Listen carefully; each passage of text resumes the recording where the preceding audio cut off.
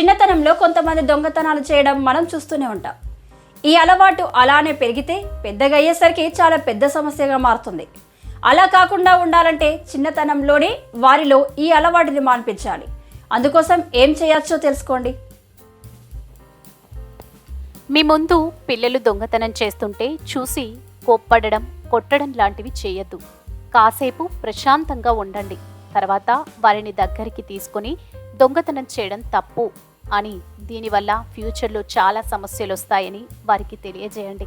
ఉదాహరణకి దొంగతనం చేస్తే జైలుకు పంపిస్తారని, అక్కడ చాలా బాధలు పెడతారని చెప్పండి. దీంతో వారిలో మార్పు వచ్చే అవకాశం ఉంది. దొంగిలించే అలవాటు తప్పైనా వారు అలా చేసేటప్పుడు మీరు చూస్తే కోప్పడకుండా క్షమించడం నేర్చుకోండి. దగ్గరికి తీసుకొని కౌగిలించుకోండి. వారితో ప్రేమగా మాట్లాడండి. దీంతో వారి చేత దొంగతనం చేయకుండా చేయగలమని గుర్తుపెట్టుకోండి. మీ పిల్లలతో మంచి టైంని స్పెండ్ చేయండి. దీనివల్ల మీ ఇద్దరి మధ్య మంచి రిలేషన్ మెయింటైన్ అవుతుంది. ఇది మీ బిడ్డని ప్రేమించేలా చేస్తుంది. వారు కూడా మీతో క్లోజ్గా ఉండి వారి ఆలోచనని మీతో పంచుకుంటారు. వారు డబ్బు తీయడం, ఇతర వస్తువులు ఏం తీస్తున్నారో అది వారికి కనిపించకుండా జాగ్రత్తగా ఉంచండి. దీనివల్ల వారే కొన్ని రోజులు అలా చూసి చూసి ఏమీ కనిపించకపోయేసరికి సాధారణంగా ఉండటానికి అలవాటు పడతారు.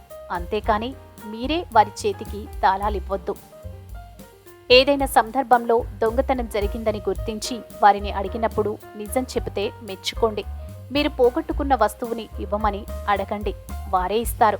ఇలాంటి తప్పులు చేయడం మంచిది కాదని అర్థమయ్యేలా చెప్పండి.